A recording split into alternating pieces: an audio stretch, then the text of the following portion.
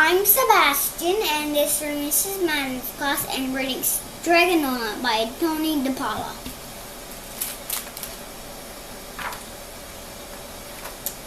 In a town in Calabria, a long time ago, there lived an old lady everyone called Strega Nona, which meant Grandpa Witch.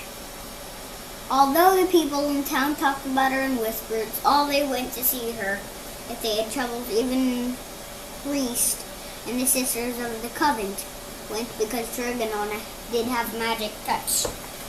Whoa. She could cure a headache with an oil and water and a hairpin. A hairpin. She made special potions for the girls who wanted husbands.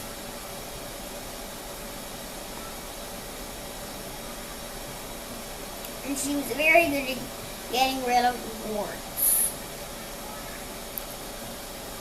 But Strega Nona was getting old and needed someone to help her keep her little house in the garden, so that she put up a sign in its front square. Big Anthony, who didn't pay attention to see where Anthony and Strega Nona. You must sweep the house, wash the dishes. You must weed the garden, pick the vegetables. You must feed the goat, milk her, and you must fetch the water. For this, I'll give you the coins and place sleep food to eat. Oh, grazie, said Big Anthony. The one you must never do, said Strega Nona, is touch the pasta pot. It is very valuable, and I don't want anyone to touch it. Oh, see, yes, said Big Anthony. So the days went by. Big Anthony did his work, and Strega Nona met with dePaola.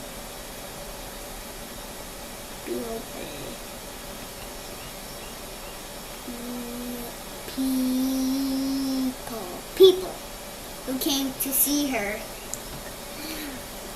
for headaches and husbands and warts, and Big Anthony had a nice place to sleep. She got a goat shed and had food to eat. One evening, Big Anthony no milked the goat. She heard Strega Nona singing. Peeked through the window, he saw Strega Nona standing over the pasta pot. Bubble, bubble, pasta pot. Boil me some pasta nice and hot. I'm hungry and it's time to sup. Boil enough pasta, fill me up. Then the pasta pot bubbled and boiled, and it was suddenly filled with steaming hot pasta.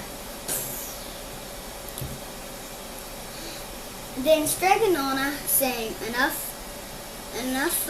pasta pot. I have my pasta nice and hot. So simmer down in a pot of clay until I'm hungry another day. How wonderful, said Big Anthony. That's magic pot for sure. And Strega Nona called Big Anthony for supper, but Big Anthony didn't see Strega Nona blow kisses at the magic pot.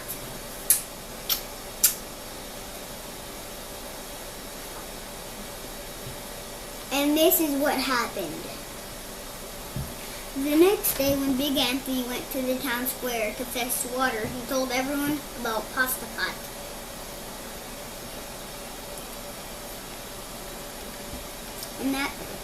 Everyone about pasta pot. And naturally, everyone laughed at him because it's so silly, a pot that cooked all by itself. You'd better go and confess the priest, Big Anthony, they said. Such a lie. You'd better go and confess the priest, Anthony said. Such a lie. And Big Anthony was angry that they wouldn't be very good to be. I'll show them, he said to himself. Someday I'll get the pasta pot and make it cook. Then they'll be sorry.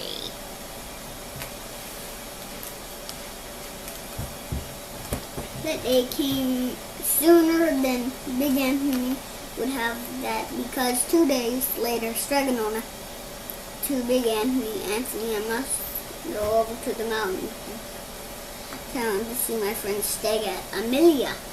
Sweep the house, weed the garden, feed the goat, and milk her for your lunch. There is some bread cheese in the cupboard, and remember, don't touch the pasta pot. Oh yes, Strega Nona, said Big Anthony. But outside he was thinking, my chance has come.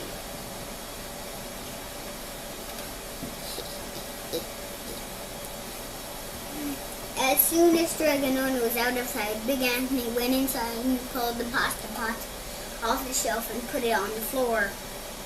Now let's see if I can remember the words, said Big Anthony. And Big Anthony sang, bubble, bubble, pasta pot. Boil me some pasta nice and hot. I'm hungry and it's time to sup. Boil me enough pasta, fill me up. And sure enough, the pot bubbled and boiled and began to fill out with pasta. Oh. Ah! said Big Anthony, and he ran to the town square, jumped in the fountain, and shouted, everyone get forks, plates, and platters.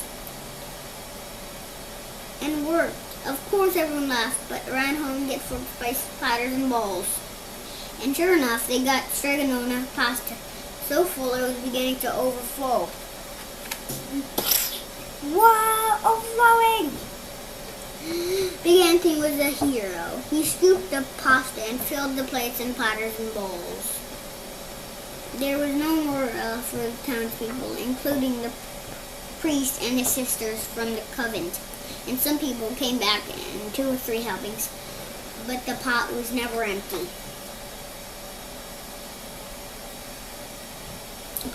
When he had filled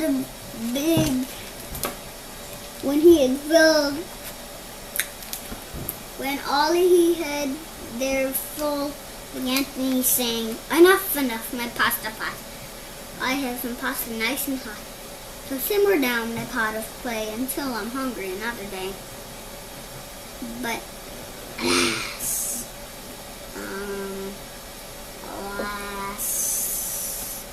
alas, he did not blow the 3 kisses.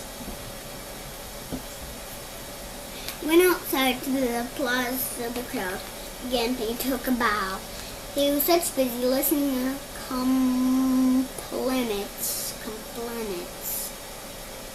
complaints from everyone that he didn't notice the pasta pot was still bubbling and boiling.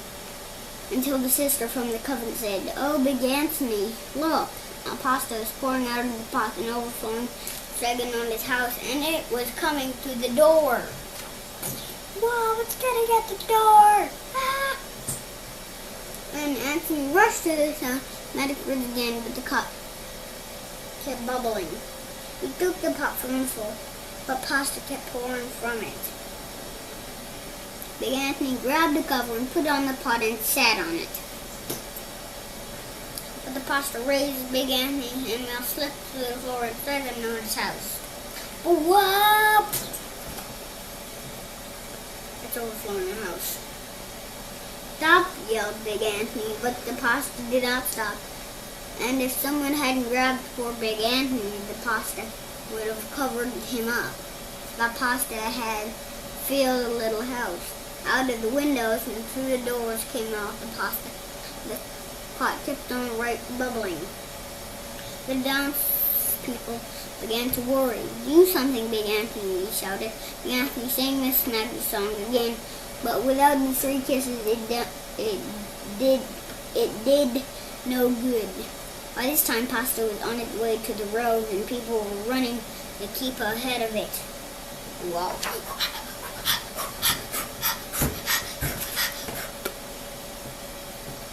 We must protect our town from the pasta, shouted the mayor. Get mattresses, tables, doors, anything to make a barricade.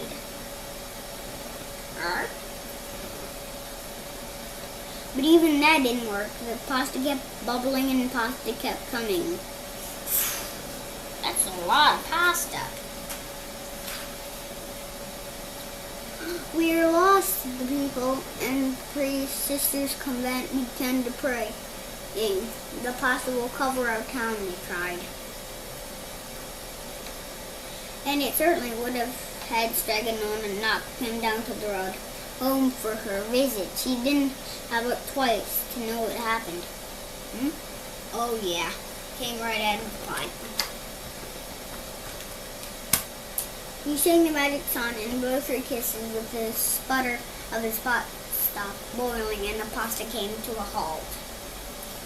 Oh, grazie. Thank you, Strega Nona, the people cried. But then they turned to the poor big Anthony. String him up, the men of the town shouted.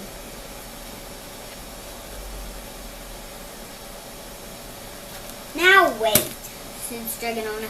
The punishment must fit the crime. And he took a fork from a lady standing nearby. He held out to big Anthony. All right, Anthony, you want the pasta from my magic pot. Strega Nona said, and I want to sleep in my little bed tonight, so start eating it. Harn, harn, harn. Oh, okay, I'm full. And he did. Poor big Anthony. His belly's big. He must be not starving. This book is Strega Nona. And what I liked about the book is when his stomach was so big as me. He ate a whole road. He almost ate a whole ocean full of pasta. And I thought that was funny because it was overflowing the roads and the whole town. And it was like, if the whole table was the town, it would probably cover 3/4 of the town already at the end of the story. And then, since he ate so much, he was like, because he wanted to eat, because they wanted to string him up, and then he says, now wait. Then he grabbed the fork and then gave it to the boy. And then he started eating like, and it was done by probably the end of the month. And this all happened because Strega Nona went out to see her friend, and then this all happened. Bye!